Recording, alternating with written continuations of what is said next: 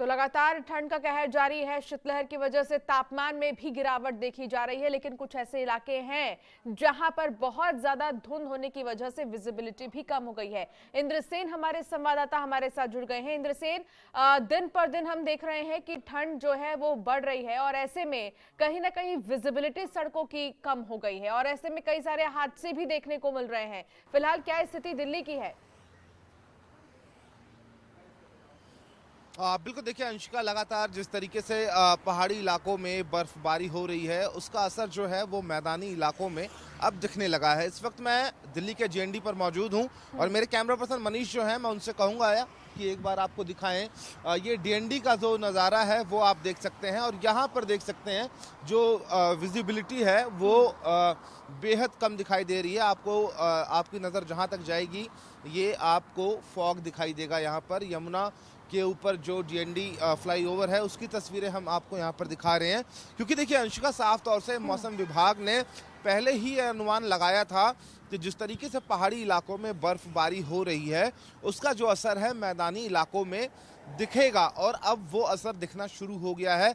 शीतलहर कह सकते हैं और जो ठंड का प्रकोप है वो लगातार बढ़ता हुआ दिखाई दे रहा है। अगर हम अभी के तापमान की बात करें तो राजधानी दिल्ली में 9 डिग्री सेल्सियस के आसपास जो तापमान है वो आंका गया है और न्यूनतम तापमान जो था वो 7 डिग्री के आसपास आंका गया है। अगर हम दिल्ली से सटे नोएडा की बात करते हैं तो नोएडा में जो टेम्परेचर है वो 11 डिग्री सेल्सियस के आसपास आंका गया है और ऐसे में जिस तरीके से पहाड़ों पे लगातार बर्फबारी हो रही है उसकी वजह से कह सकते हैं उत्तर भारत में जो कड़ाके की ठंड है वो महसूस की जा सकती है। और मौसम विभाग ने अंशिका ये अनुमान लगाया है कि आने वाले दिनों में जो ठंड है वो और ज़्यादा बढ़ सकती है, साथ ही शीतलहर का जो प्रकोप है वो देखने को मिल सकता है। अगर हम बात करें उत्तर प्रदेश, हरियाणा, पंजाब, राजधानी दिल्ली या फिर हम बिहार की बात करें तो मौसम विभाग ने ऑरेंज अलर्ट जारी किया था कुछ दिन पहले और मौसम विभाग का साफ तौर से कहना था कि आने वाले दिनों में जो ठंड है वो और ज़्यादा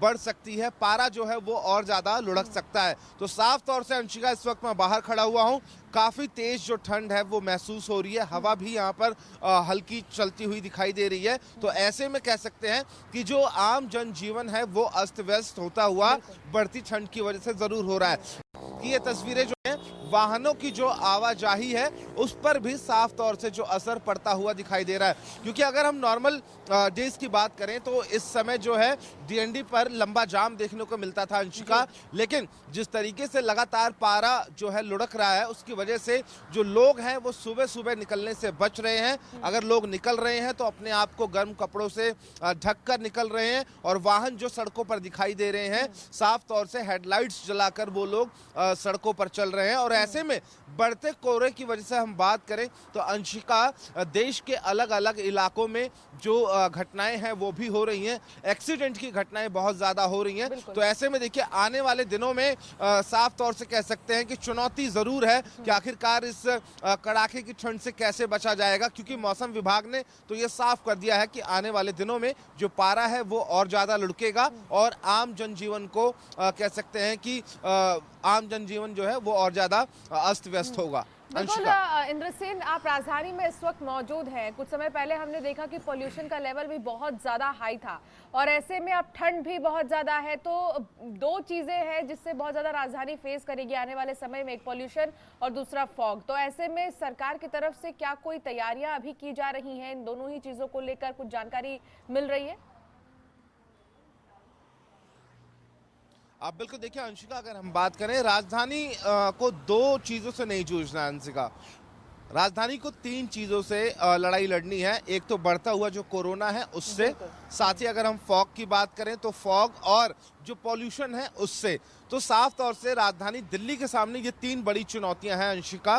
और ऐसे में कह सकते हैं कि देखिए बीते कुछ दिनों में हमने देखा कि कोरोना संक्रमण के जो मामले हैं वो भी राजधानी दिल्ली में तेजी से बढ़े थे और ऐसे में अब जो कड़ाके की ठंड पड़ रही है, हवा में जो नमी है, उसकी वजह से जो पॉल्यूशन है वो भी देखने को मिल रहा है। पॉल्यूशन में भी थोड़ी सी बढ़ोतरी जरूर हुई है और उसकी वजह से जो छोटे बच्चे हैं, जो बुजुर्ग लोग हैं, उनको सांस लेने में दिक्कत और परेशानी का सामना करना पड़ सकता है। और ऐसे में अगर हम बात करें, दिल्ली सरकार की तरफ से तमाम कवायदें की जा रही हैं और रैन बसेरों की जो व्यवस्था है वो की जा रही है, क्योंकि सबसे बड़ी चुनौती देखिए अंशिका उन लोगों के सामने है कि जो लोग खुले आसमान के नीचे जो रात है बिताने के लिए मजबूर होते हैं, उनको अगर कहीं जगह मिलती है इस कड़ाके की ठंड में तो वो रैन बसेरे में मिलती है। लेकिन देखिए राजधानी दिल्ली में कोरोना संक्रमण भी बहुत तेजी से फैल रहा है, तो ऐसे में साफ तौर से रैन बसेरों में सोशल डिस्टेंस का पालन हो रहा है,